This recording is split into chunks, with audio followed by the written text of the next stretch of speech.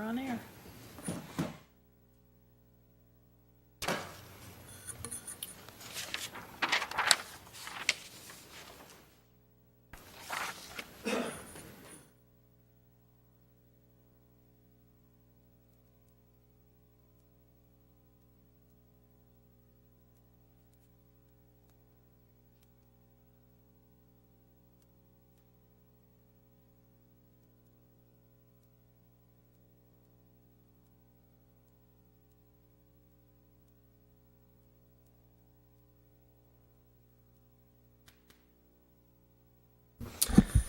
Good morning. I will call to order our regularly scheduled meeting of Committee of the Whole. My name is Elizabeth Glidden, and I'm the chair of this committee, and I'm joined by a quorum of my colleagues, including council members Cano, Reich, Yang,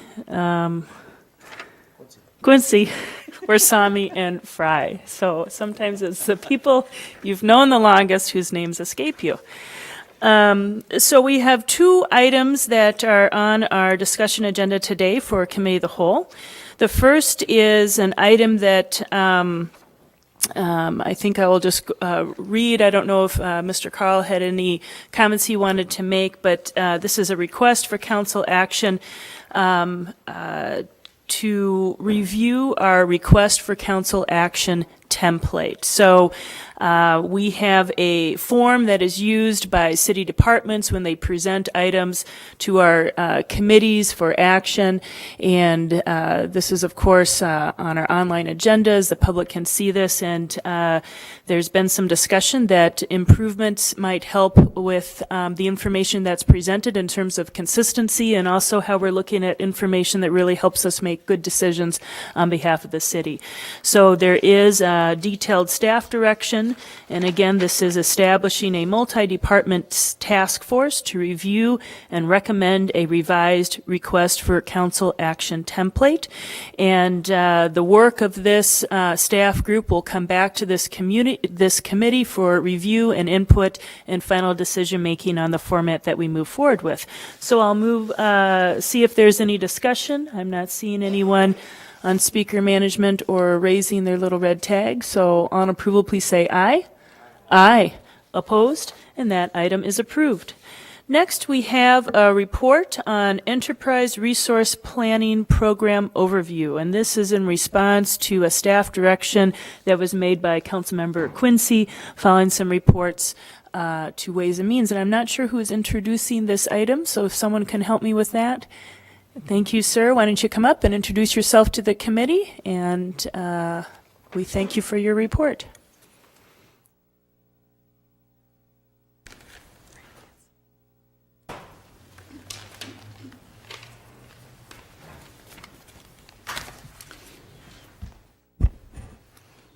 Morning, council members. My name is Randy Mickelson.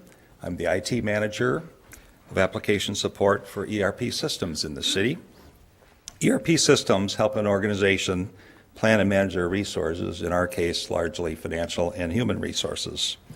Thanks for giving us this time this morning to present our program to you. And presenting with me today are Teresa Nisler, HRIS Director in HR, and Connie Griffith, Controller in Finance.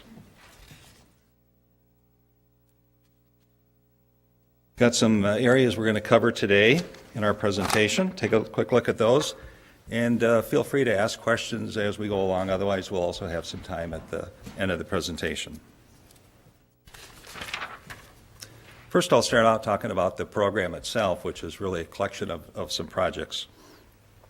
First project is the upgrade of the hardware and database and data warehouse used by PeopleSoft systems.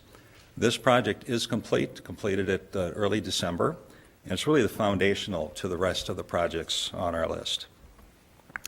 Next is the upgrade of PeopleSoft Human Resources applications, moving to PeopleSoft version 9.2.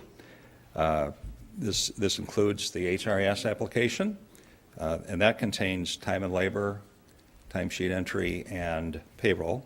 And we also will be upgrading the Enterprise Learning Management application. That application allows the city to offer and track training for city employees. Our next project is upgrade of the PeopleSoft financial application, known as Compass, to version 9.2. And thank you. And next thing on the list here is not really a separate project, the upgrade to People Tools to the latest version. That will be done concurrently with the HR and the finance upgrades. People Tools is a software tool set used by the technical and support teams of PeopleSoft. Last of all, we'll be implementing some Cognos software, which will really be the base of our new data warehouse, ERP data warehouse, that will be used, built for finance and HR, but used by many across the city.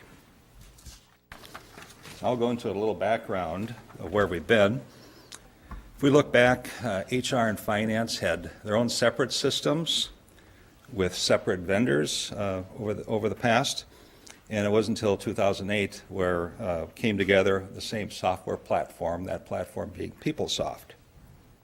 However, through that time, the departments tended to plan those projects independently of each other, and kind of doing their own thing. Today's approach is we want to plan these upgrade projects together with IT, HR, and finance.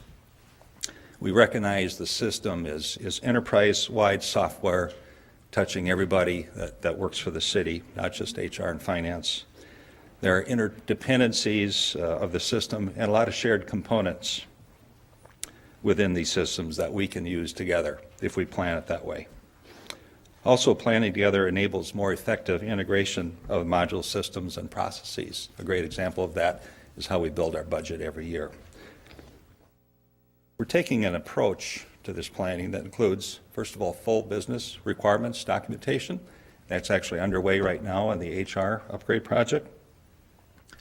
Then from there, we will look at the delivered functionality in the 9.2 version of PeopleSoft, compare that to each requirement, and determine if that functionality fits the requirement or if there's a gap. If there's a gap, we'll make a recommendation how to make it fit, and then move on from there. And then, of course, we want to fully train the appropriate staff on these new applications. Now we'll look at drivers and scope. The drivers listed here answer the question, why is it time for an upgrade? PeopleSoft server hardware was old and overdue to be replaced. The data warehouse that we currently use in finance is being retired by Oracle. Oracle, by the way, is the owner of PeopleSoft. Oracle is no longer supporting certain versions of PeopleSoft currently used in the city. Oracle came out with a version of PeopleSoft 9.2 this past year that we're really excited about. We feel that it will offer a lot to us in new functionality. And also, we wanted HRIS and Compass to be on the same version of the PeopleSoft application. We've not had that before. It will make those applications integrate better. And last of all, business needs are not being met. There's some things that the business would like to do, but they either can't do, or it's so much manual effort to do that it sometimes is not worth it. The scope of the program, several things. We're implementing some new applications. There are some modules, PeopleSoft modules like treasury and cash management that we own, but we've never used before. Also, there's new functionality in PeopleSoft 9.2, like electronic forms, workflow, that we can be very effective with if we implement that. Also, we're integrating, we'd like to integrate PeopleSoft with Active Directory. That's the software that authenticates who you are when you log into your city computer. By integrating PeopleSoft, we eliminate the need for separate passwords for HR and Compass users. I think people will like that.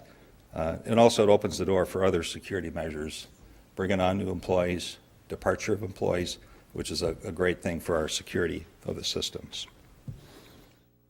If there are no questions for me, I'd like to turn it over to Teresa, who's going to talk more about the benefits of the program. So we are using our speaker management, and I just want to double check if anyone has questions. I'm not seeing anyone with questions, so okay. Thank you so very much.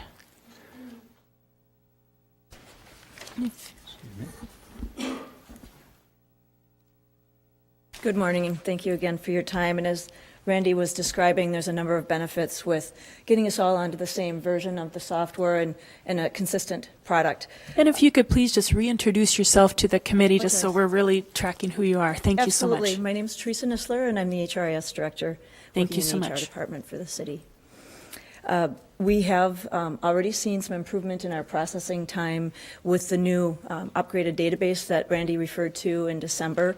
Payroll in particular, as they're processing their payroll checks, many of the jobs that they run took hours and hours and hours to run. With this additional horsepower, we were already seeing that time really cut down tremendously, as well as the fully supported applications by our vendor. It's important that you're not running an application that your vendor isn't supporting any longer. It makes it much more difficult if you have problems or bugs or need tax updates, for example, which are critical to our employees' paychecks. We have new functionality in both employee and manager self-service that we'll be taking advantage of. We also will be utilizing workflow, as Randy mentioned, to really automate as many processes as we can. There's a number of functionality applications that we need, as he mentioned, and many of those can be automated. We're very, very manual in our processing today, so we'll be looking at that in detail. And much of the work we're doing up front, as he mentioned, is documenting all our business requirements. I don't know that that's been done in detail in the past. It's critical that you do that, so when you're looking at the enhancements, you know where your gaps are. And then we are looking at how we're going to resolve those gaps, and that I'll speak to that in a minute with our guiding principles. We're going to be using electronic forms and utilizing any automation whenever possible. Our guiding principles, so as we find these gaps, then we have to determine how we're going to fix them. Are we going to customize our software, which is something that we are really, really, really wanting to stay away from. It's extremely expensive. It makes it difficult to upgrade. The more customizations you have, the more difficult it is to upgrade. You spend a tremendous amount of money trying to, after the fact, fix those customizations again. We also want to simplify and reduce our total cost of ownership overall. Obviously, manual processes are expensive. We want to ensure that when we're coming up with solutions to those gaps, that they're effective.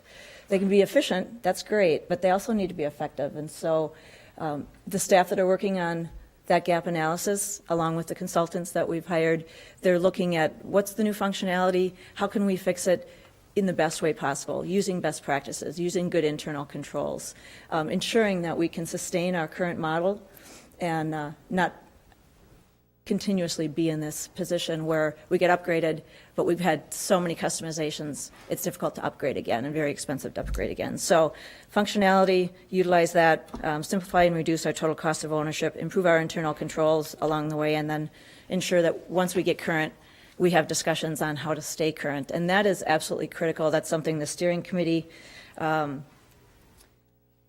sponsors, have started discussions on. We'll continue to have those discussions.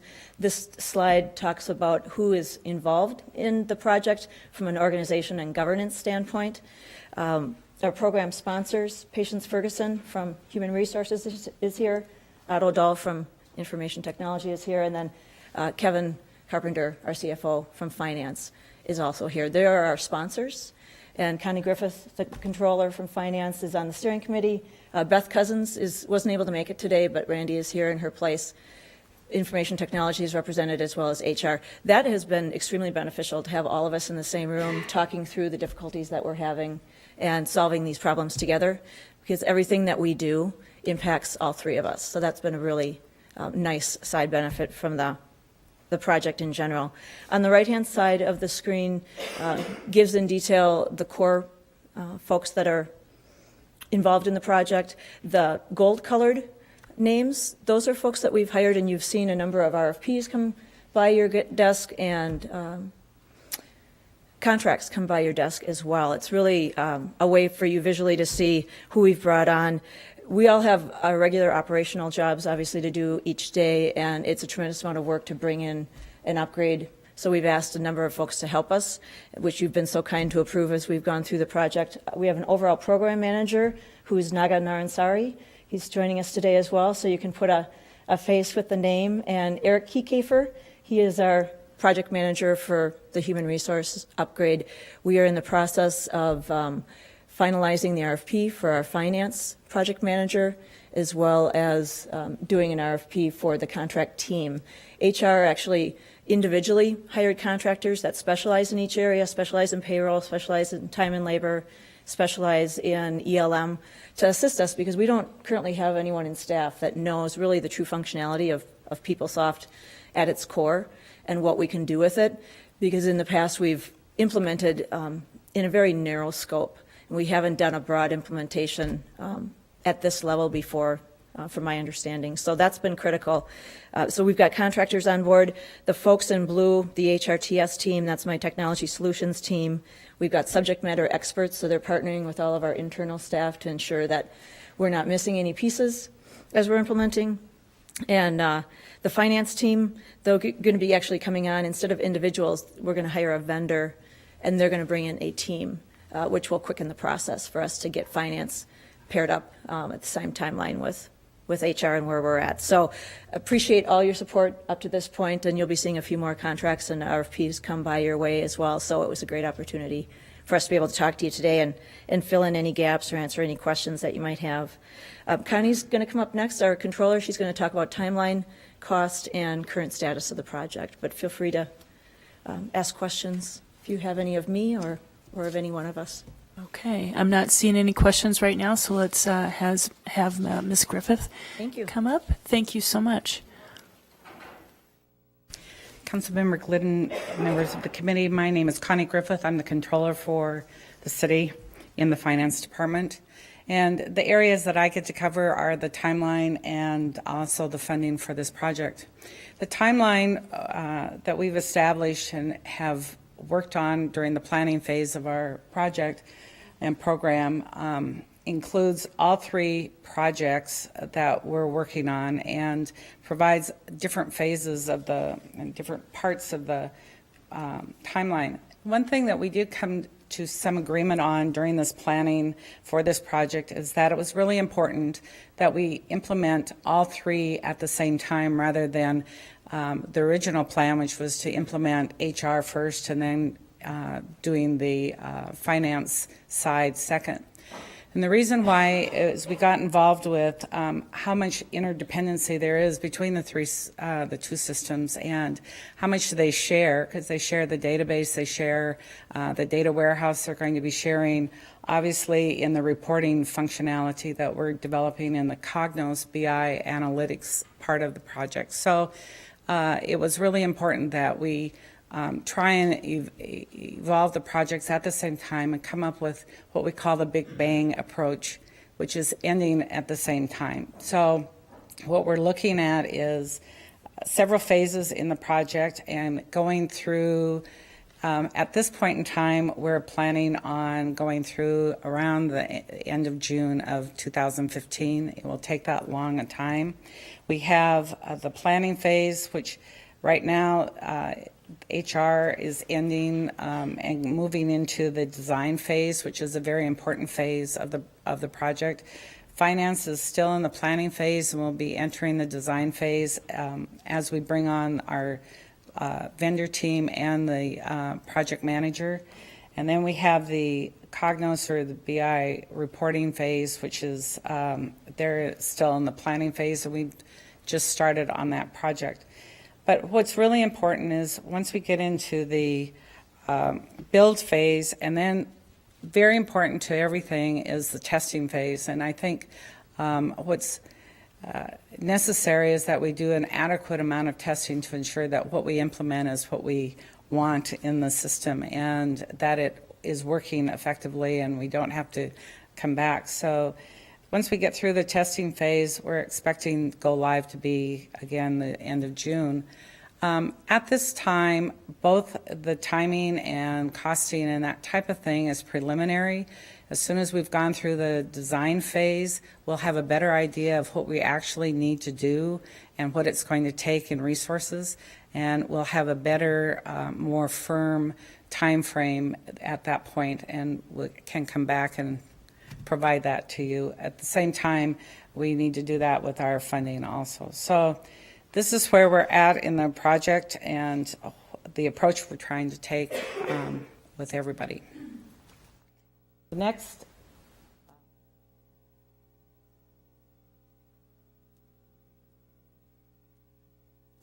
This explains some of the activities and deliverables by phase. I'm not going to go through them with you, but it's something you can read at your leisure and identify kind of the things we have to go through on each of the different phases of the project. This is the big slide, that, or at least from my perspective. We have spent a lot of time trying to look at what's going to be the cost of this program. The program's a large, huge, complex project, I guess, in a sense. It affects everybody in the city. It affects all departments and all individuals. And as a result, it became an enterprise-wide project rather than our original thought on doing each of the projects separately.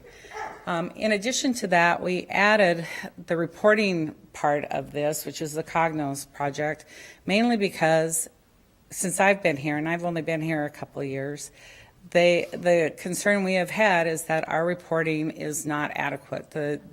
Trying to get data out of the system, trying to get information that the public might need, or that we're being requested to provide information that we have to provide to all of you for decision making, that type of thing, has been very limited and not easily done and requires a lot of manual development. And that was something that was not done adequately when both the HR and Compass financial systems were developed in 2008. So what happens is we have added that project to the whole program so that we can ensure that we get the adequate reporting that we need to have. One of the things that was not included in the data warehouse was any HR functionality at all, or any HR data. So this is going to be especially significant, I think, to HR, that we can get the information that they need out of the system also. So this is the cost. The total cost of the project that we're estimating at this point in time is $11 million. The $11 million is primarily the contractual resources that we are getting, and I think Councilmember Quincy, when we come to Ways and Means on a regular basis, is to approve the contracts for these contractual resources that we're getting. And as Teresa said, for the HR project, we actually hired individuals because Eric is a project manager that can manage that staff, and it's a better approach for them. But for the financial and the Cognos project, we are actually looking at hiring a team and a vendor that has specific knowledge and understanding of the PeopleSoft and Cognos implementations and what it requires. So what we are applying for is actually doing the RFP right now for that team for the finance side. Cognos will be coming along shortly. So the other costs, the infrastructure is primarily for the server, or the servers and that type of thing, the upgrade platform that we need to have, an upgrade environment that we need to create so that we can do testing and that type of thing, not on production, but on the, because we still have to function with what we have right now, and then create the upgrade environment so that we can work on that separately. There's other costs in here. There's some contingency put into this also. The total cost at this point in time through the end of 2014, we are funded for $8.7 million. We anticipate coming to the council in the budget process, in the CARS process, to get the other $2.3 million in funding. What we did do this year in 2013, we actually paid off the remaining amount owed on the Compass upgrade, or Compass implementation that was done in 2008, and also there was a little bit left on the HR time and labor project that had also been done. We paid that off in order to provide for the ability to utilize the resources in 2015 for the continuation of this particular program. So it's been very planned, very how we were going to do this. And again, This number is preliminary. It's based on what we know now, and as we go through the design phases of all the projects, it will be, we will be reviewing that and coming to a more final estimate and number of what it's going to cost. The next slide is talking about sort of a status of where we are on all the projects and the program right now.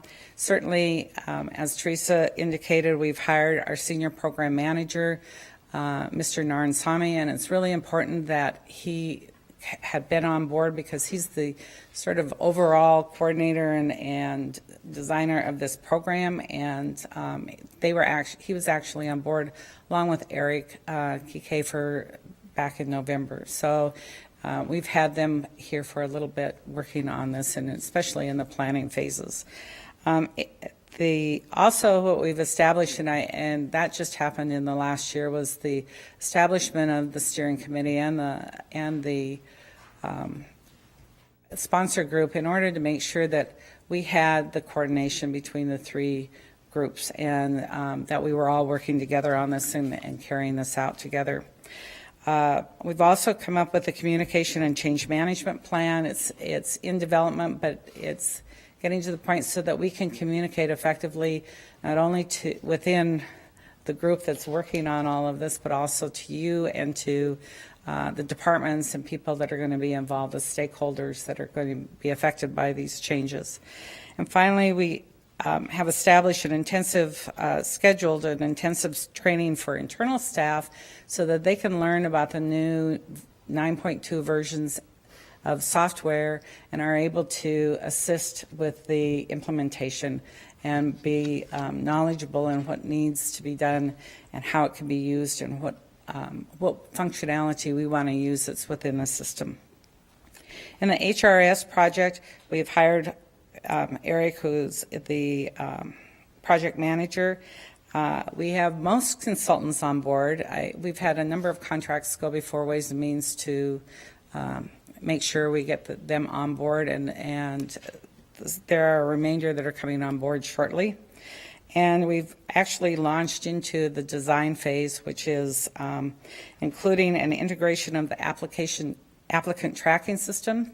That is something that HR has just gone through, and there will be a contract again before Ways and Means for that applicant tracking system. Our financials, we are still in the planning phase. We have issued and actually are in the process of hiring a project manager, and we are writing the RFP, and we'll be sending that out to hire the vendor implementation team. And finally, in Cognos BI Analytics, and that BI stands for Business Information, which you probably know, but the IBM and internal staff have been working together to develop an implementation plan, and we also have designated Mr. Narayansamy to be the project manager for that particular functionality to utilize them even more. At this point in time, it's really important that we do this project and that it is successful and that we do it right. I think that's one of the things we learned from both the implementation of Compass and the implementation of time and labor and those type of things, that we actually take advantage of the functionality that's come out in Oracle 9.2 or in PeopleSoft 9.2. It's much more, there's a lot more functionality, a lot more growth in that particular version of the software than where we're at right now, and hopefully will help make a lot of our processes much more effective and efficient. And the second part of that is that you realize that we do have a very good plan and that we are working on being very planful in this process and are ensuring that we keep both the sponsors and all of you and the departments informed of what we're doing. And finally, that it is a collaborative process, and we are working very hard to come together with a good program and system. So thank you very much. Thank you very much to you and to all the presenters and as well as the sponsors for being here. for those on the council. The departments thought it was really critical for the council to have a better understanding of the breadth and the scope of this very large and complicated project. It's helpful to really understand a little bit more of what I think is this kind of, I don't know what you want to call it, back of the house work, but really what's critical to keeping us running as an organization properly and fully. I had one question, and we do have a couple of folks in queue. This is a project that is, again, quite large in scope, a long timeline to get through the implementation phase. What is the anticipated lifespan of this I don't know what you call it, project? I don't know who can answer that. Committee Chair Glidden and council members, we've had, if you ask about the life of the software. Right, you know, so this is a large investment. Right, and right. Is there an anticipation of how long this large investment will serve us? Right. PeopleSoft is going to be around for a long time, so it's something we've chosen to stay with at this point. We implemented our last upgrade with an HRIS in 2006, so that's been 7 years. That's a little bit long for staying on one version, quite a bit long in some cases, but we generally expect to be on a version for 5 years. During that version, there are updates that come along that we can apply, so it's not a major version change. So 5 years is generally what we would see, again, making enhancements along the way. So that's... Thank you. And just as we're kind of trying to get some better systems for how we think about these, more technical upgrades to our city systems that don't really fit into our capital improvements plan in that typical way, this is helpful to, I think, get a better timeline on how long does this investment last, what should we expect, when are we going to need to invest in this again to kind of keep it to the proper state it needs to be to serve us the best into the future. I mean, just even from your own personal computer use, you know, you can see your software only lasts so long and then it becomes outdated, it breaks down, it's not that useful anymore, but understanding that for a big complex system like this is also important so we see down the road what's our anticipated additional investment. Here, we do have quite a queue, so I'm going to jump into our questions unless there was some additional comment desired here. The only thing I wanted to add to that, your question speaks directly to one of our guiding principles, which is sustainability. We obviously want to make sure once we get current, how do we stay current? And those conversations between all three departments, the steering committee, the sponsors, is absolutely critical because it is very expensive. We want to make sure we're using those dollars effectively and that we're doing everything we can to stay current so it's not such an enormous investment each time we do it. Okay, thank you. Councilmember Gordon. Thank you. I had 3 questions, but Councilmember Glidden asked one of them, and I guess that just a comment. I am struck from the outside that $11 million is a big investment, and it's striking that if we have to make another $11 million investment in 5 or 7 years, that's going to be something we really need to plan for and put away for, and not sure why the IT industry in general is requiring that, and whether there might be some ways that we can look at having an investment up front that's adaptable, flexible enough to last us a little bit longer. So that's something I think to keep watching. If we have to make those investments, we better be banking the money now so that we have it, because I know just coming up with the funds for this project has been difficult and challenging as we're putting things together. So I think that's something to be aware of. I also had a smaller, easier question. I think that the council itself doesn't use any of the applications or doesn't have much actual contact with any of what we're talking about. Is that true? If someone could please come up. I think we need someone to kind of be up front to help facilitate answering the questions, if you wouldn't mind. And I don't know who's the right person. I think you need to help us. Hello, my name is Teresa again. As you mentioned, many of them are back end. Many of our employees are in the same situation that council members are, where you get a paycheck, you get information about your benefits and your payroll on an ongoing basis, but not necessarily have that connection to the system itself. And some of the enhancements that we'll be seeing with this new product, the employee self-service, the manager self-service, hopefully employees will see a more of a connection, that they are seeing those different tools and using those different tools in an easier way. We need to make sure we can make those connections with employees so they understand that when they change their W-2, when they change their W-4, when they add or change dependents, that they are using this system to do those. Right. So if we get a paycheck, essentially we're using this system. Correct. That might be one way to put it. So we're using it right now. Well, that's good. That's Councilmember good to Gordon? know. Oh, okay. If you want to add. Members of the committee, Chair Glidden and Councilmember Gordon, you don't use the financial system necessarily directly, but you receive financial information, and we need to be able to give you the right kind of information and reports that you need.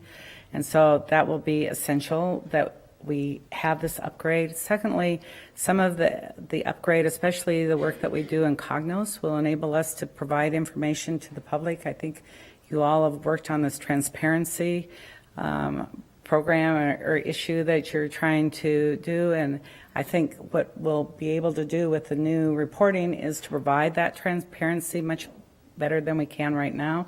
Right now, we can't do it without a lot of work and a lot of querying and that type of thing. So I think it's all parts of this affect you directly as much as anybody else. So. Thanks, and I appreciate hearing about that, and maybe we'll notice some connections to our work then in the future. And the last thing I just wanted to ask is, I was curious if anything we're learning or developing here is something we might be able to share or have insights with other jurisdictions, or will we end up with some propriety over any product in the end that we could own? As far as proprietary ownership of product, no, we would not have that.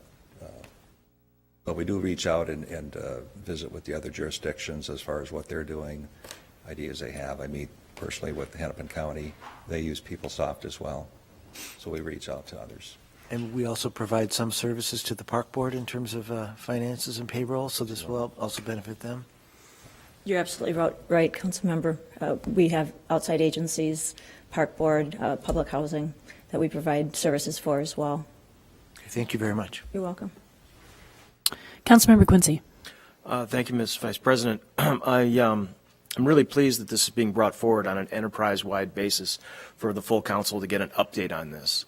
We could just handle this in Ways and Means and just authorize checks, but this is such a big deal, and it is going to cover years of service and needs for our departments and for our employees and for how we manage data and how we use data to make decisions going forward.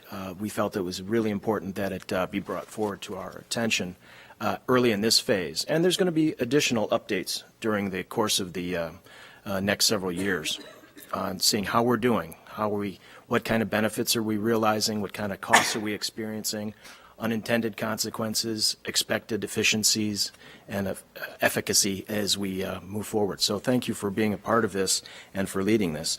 Of the 8.7, that looks like about 80% or so of the full sticker shock that we're about to experience. When you say it's been funded at 8.7, does that include previous expenditures from 13 and earlier, as well as what's in the budget for 14? Councilmember Glidden, Councilmember Quincy, we've actually been putting aside money for this project for quite a long time, in particular HRS, because they hadn't been anticipating this. So we've had funding from rollovers from year to year for the last 2 years. We actually included in the budget last year, or in 2013, $1 million from the general fund to fund at least the HRIS side. So we've been using that funding. We're now putting this all into a big ERP program funding. We also got funding in 2014 through the CARS program.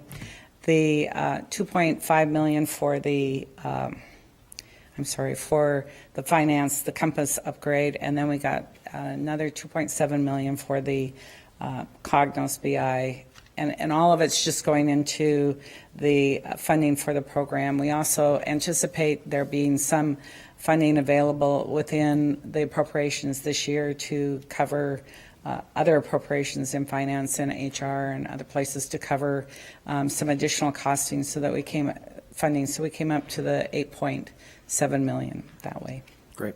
Well, thank you for that. It's very helpful. I just wanted everybody to know that this is something that we've been preparing for in a planful way, and it's really great when we see multiple departments saying, how can we make the best use of this instead of creating our own silo to get what we need done today? We're thinking about what we're going to need for the next several years. And we know technology is going to change. We know applications are going to change. And we also know people are going to change. So institutionalizing this and integrating it is really important. So thank you for bringing that forward. Council President Johnson. Thank you, Madam Chair. I'm just curious, when we're trying to assemble these teams, are we finding it hard to find qualified people to do this work? I always look at, people's, what would you call it, employers' lists of positions, and PeopleSoft skills are always one that you see that county always has a, position for that. What's the job market right now for finding the people with the right skills for this? And one of the reasons, it's an excellent question, Councilmember Johnson, one of the reasons we went with outside consultants is because this is what they do day in and day out, making their living, upgrading PeopleSoft from version to version with clients across the country and across the world.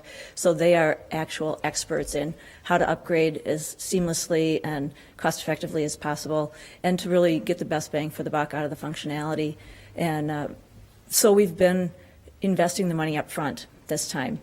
You can invest the money in the front end or in the back end, and one of the differences we're taking this time, the different approach, is to really document all of our business requirements, use them to help us. And we got great candidates when we put out the RFP, really excellent candidates, and I feel like we got the cream of the crop in both Naga and Eric, as well as the consultants that we have on board. Good, thank you. You're welcome. Councilmember Yang. Thank you, Madam Chair. So the project's going to be a 5-year project. We're talking about upgrades and all these things, and I'm wondering, in terms of ongoing maintenance or the updates, is the cost of that factored into this $11 million? And I guess in other words, are there hidden costs that we're not talking about right now? Councilmember Yang, the project is to just get us to version 9.2 in all the PeopleSoft applications that we have. My team then would continue on supporting the applications in version 9.2, and Oracle makes updates and patches available. My team will do that. My team is already funded by the HR and finance departments. Not that there couldn't be other costs, but we have support set up. We anticipate using that support once we get to version 9.2, and that we would support the system until we're ready to do another upgrade. PeopleSoft actually puts out new versions every 3 years, so some organizations actually upgrade sooner than we do, every 3 years. But in between the 3-year upgrades, they put out smaller updates, patches, bundles, they call them, that my team can apply and do that work. Okay. So if I may follow up, instead of, let's say, a 5-year project, wouldn't it just be closer to a 6-year project in terms of the big updates? Well, the project itself, the program is actually, what we figure, 18 months to get us to June 2015 to actually do that project work. But then the life of the software after that project could be another 5 years. So in other words, and this is maybe more to the project sponsors, we need to be starting now to think about what investment is needed in the, 5 years isn't so long away. I'm almost reminded how we have these, charts where we're really watching so carefully different things like increase in rates that we pay for insurance and other things like this that we know will be an investment that is needed at the city. And I'm just wondering if we need something of this type or some sort of regular annual investment plan for these systems that, again, we can't be without a system that supports our ability to pay our employees and do all these things. So, and our vendors and. Councilmember Glidden and members of the committee, Eric was just bending my ear a little bit about this. What he was saying, and I think speaks more to Councilmember Gordon's question, was what we do now, if we do it right, the next upgrades will be less costly because they're primarily going to be technical upgrades. What we're doing right now is adding a significant amount of functionality because we're going from one version that since we implemented both the HR and the finance systems, they've done a significant amount of changes. So what we're getting in this current upgrade is a lot of functionality, a lot of technical updating. And if we continue to update as we go along with some of the changes, by the time we do another upgrade, it's likely not to cost near this amount and probably around half of this. So I think, and each time if we are pretty robust in what we do, we should be able to keep the cost relatively even and not quite so high every time. So I would just say again that that's helpful to hear, but again, that's still a significant investment coming on this in a relatively short span of time, one that we are thinking of what are the ways that we support these core functions of the city that aren't so sexy but are critical to what we do and how we do it and how we think of being able to watch that trajectory and then have a savings plan for it. Mr. Dahl? Yes, Madam Chair, Otto Dahl, CIO for the city. We do track and measure what the useful life is of all the 400 plus information systems that we make use in the city. We do a traffic light analysis where we identify those systems like what we have with PeopleSoft, which are now past useful life. We also then categorize those systems that are within 3 years of useful life, and then those that have considerable more time than 3 years left in their life. Our intent is to try to form a picture of what if you will, the stream of expense will be over time relative to those information systems, because in reality that is the infrastructure of IT, a big portion of the IT infrastructure that the city actually makes use of day in and day out. And so our intent is to understand how much money it really takes. Every time we add an information system, and we rarely get rid of them, we may replace them with other systems, like what we're doing with land management. But we're continually tracking to see how that base cost is either rising or fluctuating in any way. So there is an orientation by the IT department to get a handle on future IT costs or future information system costs, let me put it that way, over time. Well, thank you so much again to the entire presenting team and to all the sponsors who are here. I'm not seeing other questions, so I think our next action is just to receive and file this report, and so I'll move to receive and file. All in favor, please say aye. Aye. Opposed? And that item is approved. Next, we are turning to reports of committees, and we're still going to need our speaker management. I see looks like it's turned off. And our first report is from the Community Development and Regulatory Services Committee, given by that committee's Vice Chair, Councilmember Frey.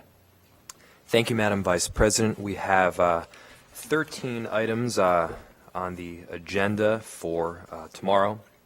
The first is a land sale for 1829 Newton Avenue North. The second was also a land sale. This was for 3216 30th Avenue South.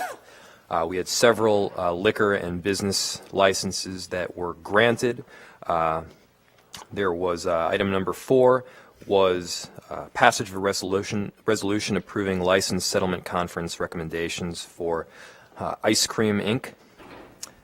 We had a number 5 was a rental dwelling license revocation for 2731 16th Avenue South. And the number 6 is a reinstatement of another rental dwelling license. Number 7 is there was sort of the health partner wanted to restructure some debt and reduced interest costs on some bonds that they had received previously. So we were approving the refunding of bonds in the amount of $69,000.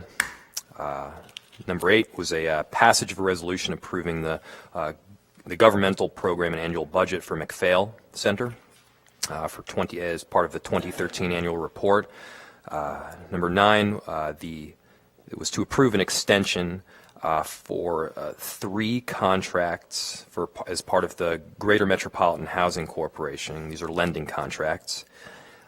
Number 10, there is a small business administration and emerging entrepreneurs program that has been facilitated largely by the federal government, and we agreed.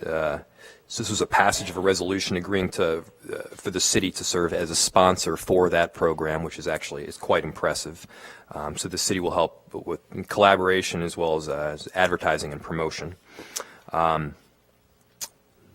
then a few items that reports that are referred to Ways and Means. The first is an acceptance and appropriation of 2 grants through the Met Council and Livable Communities Local Housing Incentive Account. And these are amounts in $200,000 to PPL DECC, and the second is $200,000 to the Cameron, which is an affordable housing project in North Loop. Number 12 was just to approve the Upper Harbor Terminal operating budget for 2014. And number 13 was to authorize the application of a sort of a deed employment of a deed investment fund in the amount of $100,000 is for expansion of Jack Links, which would result in approximately 20 new high-paying jobs. I will certainly stand for questions. All right, thank you, Councilmember Fry. I am not seeing anybody requesting the floor for a question, so we'll turn to our next committee report from Intergovernmental Relations, and I will give that report.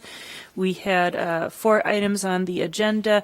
The first was to approve some amendments to the 2014 state legislative agenda, including probably most significant is clarifying some provisions relating to state minimum wage, raising the minimum wage support. Item 2 was authorizing the city to be a member of Move Minnesota, which is a coalition seeking a new transportation funding bill for the state of Minnesota. Item number 3 is authorizing the city to be a member of the Clean Energy and Jobs campaign, which works on energy issues at the Capitol. And item number 4 was authorizing the city to submit comments and reply comments regarding a proposed FCC rules regarding broadband deployment. And the significance here is maintaining local control issues in this arena. And I will stand for questions, and seeing none, we will turn to our next report, which is Public Safety, Civil Rights, and Emergency Management, given by that committee's chair, Councilmember Yang. Thank you, Madam Chair. We have 3 items. The first item is a live scan fingerprint system. It's to authorize an agreement with MorphoTrack for $13,000 for maintenance and support of the live scan fingerprint system for the police crime lab. The second item is authorizing an agreement with Partners in Leadership, Inc. for $50,000 for leadership training for the police department, and to grant a waiver from the city travel policy for Partners in Leadership. And the third item is the Viking Stadium report monitoring approve terms of the memorandum of agreement between the Civil Rights Department and the Minnesota Sports Facility Authority, passage of a resolution approving appropriation increase of $36,397. And was that? That is it. All right, so we have the final item reported from Councilmember Yang, and again, I'm not seeing questions, so we'll turn to our next report, which is the Ways and Means report given by that committee's chair, Councilmember Quincy. Thank you, Madam Vice President. Ways and Means will be bringing forward 7 items for your consideration tomorrow. The first are a series of legal settlements. 2 are legal settlements against the city. The third of those settlements is actually a business negotiation settlement, not necessarily a legal matter. The second item will be appointment and negotiation of and execution of legal services agreements for bond counsel. Third item will be a series of utility billing inserts, approving a basic schedule of what we'll be inserting into various billing mailings.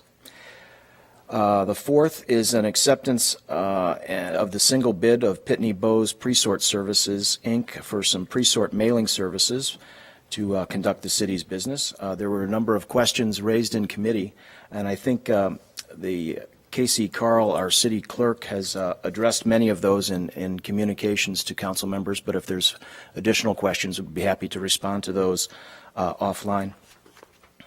The fifth item is incident referral East charging services, executing a contract with the state of Minnesota to establish communication between the police department and Bureau of Criminal Apprehension e-charging application, authorizing and receiving up to $52,000 from the state to do that. Passage of a resolution appropriating those $52,000 to the IT department. That item will require 9 votes tomorrow to pass. The telecommunications services is also a customizing liability terms and conditions for the CenturyLink Loyal Advantage Agreement.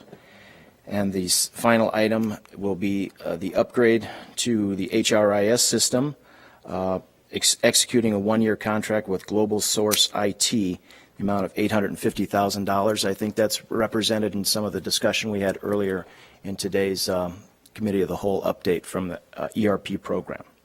Those are the 7 items that I'll be bringing forward, but I also wanted to highlight for my colleagues in the unfinished business section of tomorrow's agenda, we'll be cleaning up some addition of appointment of 7 positions that were covered in last year's budget and approved by the Executive Committee and the Ways and Means Committee last year.